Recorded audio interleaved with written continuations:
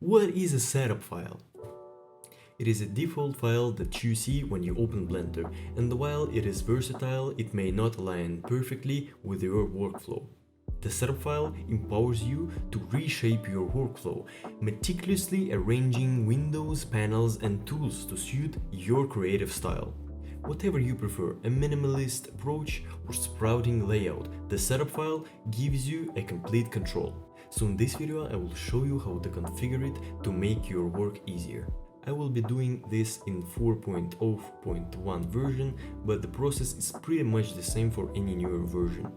The setup file is my personal one, so it is optimized for me and my workflow, and certain settings will be different for everyone, depending on your focus in 3D and your hardware. But if you're a beginner, this is a good starting point.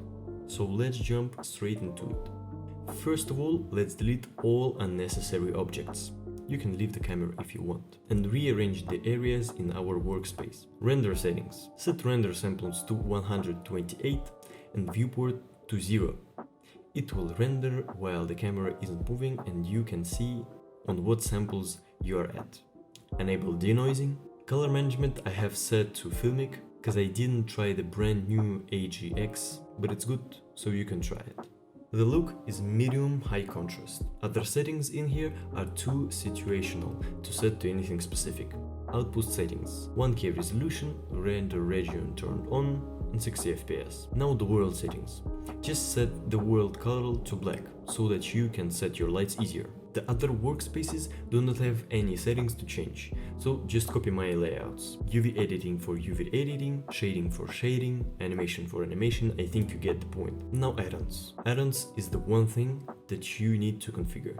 And of course there are paid add-ons out there, and free ones, like my own add-on called Random Light, that helps you to save time on lighting up your projects. Link is in the description.